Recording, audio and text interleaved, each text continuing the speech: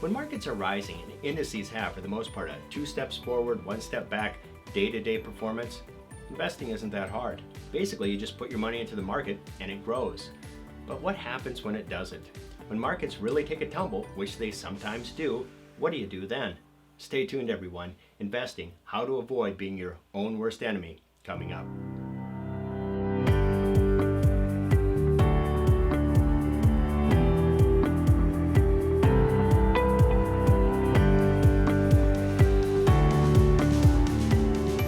Hello, my name is Jeffrey Drayton, certified financial planner professional and founder of the Jeffrey A. Drayton Financial Group. If you're new to my channel, don't forget to subscribe. You know, one of the biggest challenges in investing has nothing to do with picking the right stocks or other investments. It's simply not abandoning your plan when things appear to be going wrong. In other words, making poor decisions out of fear when faced with investing adversity. And make no mistake, any investment plan will sooner or later face some adversity. As a matter of fact, there's a whole field of investment theory dedicated to understanding how psychology and human behavior affect markets and investing, possibly even more than economic fundamentals do. We certainly know that can be true in the short term. Investors becoming overly enthusiastic when markets are rising and the victims of panic when markets fall is almost cliche. But here lies the problem. When investors make their decisions based primarily on emotion, that generally leads to a buy high, sell low cycle that, repeated often enough, results in either, at best, underperforming the market, and at worst, going broke. So how do you avoid this? How do you manage to keep a level head when markets in your portfolio begin to fall? Well, certainly there are some investing principles that you can follow to potentially lower your exposure to market volatility, thereby reducing the very thing that induces that panic in the first place. I'll talk about some investment strategy basics a little later in this video.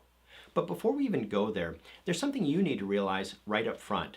No matter how much you might think otherwise, no one is immune to investing fear. Humans have the same fight or flight wiring as just about every other animal on Earth. And when faced with a market correction severe enough, we are all susceptible to panic, and that includes you. In times like that, the advice, just stick to your plan, probably isn't going to cut it. Mike Tyson might have said it best, everyone has a plan until they get punched in the mouth. Be an investor long enough, and sooner or later, the market is going to punch you in the mouth. To be ready for that, you might need even more than a plan.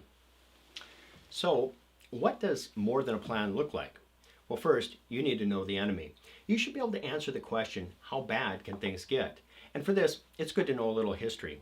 Although there's no guarantee that what the market has done in the past is going to be repeated in the future, investors who have experienced market volatility before aren't as unnerved by it when it happens again. They've seen it. So with that in mind, let me take you on a little trip down memory lane. Last year, 2020, started out with all indications being that investors were in for a good year. Unemployment was low, interest rates were low, inflation was low, and on February 19th, the S&P 500 closed at 3386, the highest close for the year up to that point. But then, fear of a global pandemic hit, and by March 23rd, just a little more than a month later, the S&P had fallen more than 1,100 points and closed at 2237. In those 32 days, the S&P 500 shed just over 1/3 of its value. That was a little scary.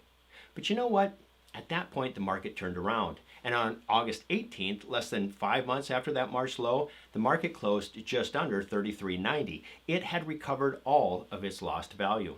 As a matter of fact, had you purchased an S&P 500 index fund on January 2nd, 2020, the first trading day of the year, and held it until December 31st, never having done anything all year long, and even having reinvested your dividends, your return for the year would have been a little below 18%. So 2020 had some challenging moments, but in the end, it was kind of a cakewalk.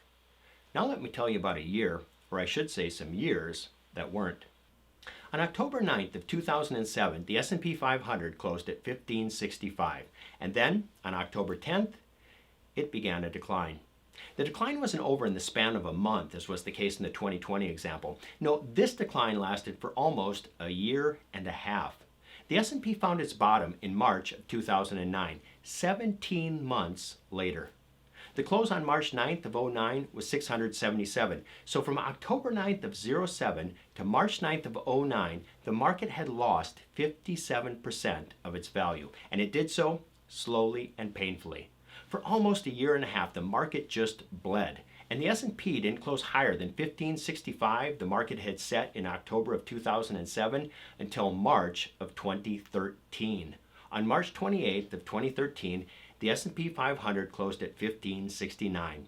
Therefore, unlike the 2020 example previously where investors recovered their value in 5 months, the 2007 recovery took almost 5.5 years. So what can you do to maintain a level head and avoid panic when you are caught in a situation similar to last year, 2020, or even worse, 2007 to 2013? Well, as I mentioned before, there are some investment strategy basics that will reduce your exposure to market volatility, which will thereby lessen the very thing that causes that panic in the first place. For instance, maintaining a balanced portfolio. Not having all of your assets in a single index like the S&P 500, or even having all of your money simply in stock, will likely mean that the swings in your investment portfolio's value will not be as great. When things get bad, having a few investments that you can point to that are not declining, or at least not declining by as much, might help you to keep your cool, and that has value in itself. Another thing a balanced portfolio allows you to do when markets get tough is to rebalance that portfolio. Rebalancing is a topic that could have a video all its own, so I won't cover it in depth here. However, it is something that often seems a bit counterintuitive to average investors. In rebalancing, your investment advisor will likely recommend that you buy the investments that are losing value and sell the ones that are not, which with a little thought actually makes complete sense. It's the opposite of the buy high and sell low cycle that leads to investors either doing poorly or going broke that I mentioned earlier. When you rebalance, you're trying to buy the assets that are at depressed values, meaning buy low, and sell the assets that have either maintained their value or are doing well, sell high. There's another thing that rebalancing does. It gives you an opportunity to take action, meaning you'll be doing something. And when you are experiencing fear, maybe to the point of panic, your brain wants to do something. When a car appears out of nowhere and you're about to get hit, the amygdala, the baser primal part of your brain, it takes over. It tells your legs to jump so that you get the heck out of the way. It's a primal survivor reaction designed to protect you. You're in trouble, don't think about it, just act. However, when your portfolio is seemingly collapsing, primal instincts caused by panic will work against you. Here, you need executive function, the ability to make rational decisions based on sound investment principles. A rebalance is rational, and taking this action will serve two purposes. First, you are pacifying your primal need to react, but in doing so, you are reacting in a way that's actually constructive, not destructive. And long term, that is going to help the value of your portfolio, not speed you down the path to financial ruin. Lastly, in conversations I've had with my own clients when they are at the brink of going off the cliff of a panicked reaction and bad decisions, I found that there's a mental shift I can sometimes help them make that can have a positive effect. And it is a mental shift that is often required for average investors to understand a fundamental truth about investment accounts that is different than the types of accounts that they are more commonly familiar with, which is to say they're cash accounts. Cash accounts being things like your good old checking or savings account. Obviously, checking and savings accounts hold cash. When you look at the value of an account like that, the value is the number of dollars in the account, meaning the value of the account and the thing that the account is holding are one and the same. If I have $10,000 in my checking account today and only $6,000 tomorrow, that means $4,000 have left my account. That money is gone. The only way it is coming back is if I deposit $4,000 more into my account. That is not true for investment accounts. Accounts such as IRAs, 401ks, brokerage accounts, and so on generally don't hold cash, or not cash in large amounts. They hold investments, things like stocks, bonds, mutual funds, REITs, or any of a great deal of possible asset types. The value you see on an account like that at any given point in time is not the number of dollars it holds, it's the market value of the securities, the investments that are in that account. An account like that could go down hundreds or even thousands of dollars, and that doesn't necessarily mean that anything has left the account. You might have all the same assets in the account today that were there previously. It's just today they're not worth as much, which will cause many people to ask the question, who cares? The only thing that is important to me is the monetary value of that account. I don't care how many shares of this or that investment I own. I only want to know what they're worth. Well, fair enough, but there is a difference. It's actually a huge difference, and not understanding that difference is part of what causes people to make poor investment decisions in challenging markets. However, I've observed something.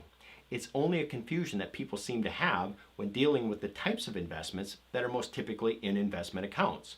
There are other things for which they seem to understand this concept just fine. Let me explain. Stocks, bonds, funds that hold them, other types of securities are all part of a category of investments that we call intangibles. What does that mean? Well, it means pretty much exactly that. They are intangible. They can't be held or touched or felt. As a matter of fact, at one time when you bought a stock or a bond, you at least received a stock or bond certificate. Now you typically don't even get that. It will likely just be a listing on your brokerage statement, and that you might only see online, meaning you won't even get a piece of paper. However, not every possible investment type is intangible. There are investments where there is an actual physical thing that you can reach out and touch that you are buying. A direct investment in real estate, or purchasing collectibles like art, or buying gold coins would all be examples. These are tangible assets. I'm not recommending that you go out and buy tangible assets to put together your investment portfolio. That's not my point. There are even challenges to investing in tangible assets. They typically need to be insured, stored, or both, and they are almost always more difficult to buy and sell, what we would call less liquid. But they are things that have an actual physical presence. And in my experience, investors seem to understand the difference between an investment and that investment's market value far better with tangible assets than they do with intangibles. And understanding that difference usually leads to wiser buy and sell decisions, especially in challenging markets. Let me give you an example. I have one client who has a genuine investment in a type of tangible asset. He owns a car collection. And I say these are genuine investments because although he likes cars and is an expert in the type that he collects, he's not so attached to any one of them that he's unwilling to sell if the price is right. Side note here, I would say that if you cannot bring yourself to ever sell something, that thing is not an investment. The only way to make money on an investment is to someday sell it and realize a gain. There's nothing wrong with holding an investment for an extended period of time, but if you are unwilling to ever sell it, it's just not an investment. Anyway, we've had several conversations about his cars, and he's told me how he went about putting his collection together. When he is buying, he looks for bargains. He looks for cars that he feels are undervalued, or maybe it's just the whole classic car market itself that's a bit soft. But when the car he wants is cheap, he buys. Other times, it's the opposite. A particular type of car is really hot with collectors and the prices are soaring. If he has that car in his collection, often it goes off to auction. In other words, downturns in the classic car market for him are not a time for panic. He doesn't worry about the cars that he already owns. It's a time to get out his checkbook and go shopping. And when the market gets hot and prices are sky high, that's when he looks at what he has and decides what possibly could or should be sold. That all sounds very reasonable. In other words, he tries to buy low and sell high. That makes sense. And I think it makes sense to just about anybody when discussing tangible assets. If real estate prices took a tumble, you probably wouldn't say, oh, I think now would be a great time to go sell my house. But for reasons not entirely known, for many people, this logic has a tendency to go completely out the window for intangibles, which is to say the types of investments that most of us are making with the hopes of sending our kids to college or retiring someday, or just about any other financial goal. So my suggestion, try to carry over some of that logic that seems to make such perfect sense with your tangible assets to your intangibles. Stocks, bonds, funds that hold them, all of which is likely being held in each of your various investment accounts. Now I should say there are some legitimate differences between tangible and intangible assets. And to some degree, those differences even explain some of why investors do often make those poor decisions. I think generally people recognize that a tangible asset's value will probably never go completely to zero. Of course, it depends on the asset, but a car or a gold coin or a piece of real estate is always going to be worth at least something. A stock or a bond might become totally worthless. But that difference likely isn't as great as investor reactions to challenging markets might have us believe. It is unlikely that an entire large and well-diversified portfolio of quality investments will ever go completely to zero. What we see on our account statement is the market value of that stock or other investment at any given point in time. And markets are fickle. In the short term, they can be especially so. The ability to recognize that fact, or at least have an advisor who can remind you of it, might be the difference between staring adversity in the face and staying your investment course, or letting panic and bad decisions take over. I'm Jeff Drayton. Thanks for watching.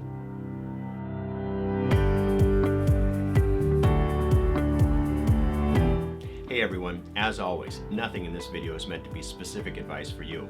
Advice like that can only be had by working with a financial planner, someone who knows you and your situation. In seeking advice, I would encourage you to speak to someone who is a certified financial planner. This is signified by the letter CFP with the registered trademark sign following his or her name. I would also encourage you to work with a fee-only financial planner. That's two words, fee-only, not fee-based, not fee plus commission. Both of those terms mean that the planner or advisor can receive commissions and is therefore not free of the conflict of interest inherent to commission sales. Again, I'm Jeff Drayton. Thanks for watching.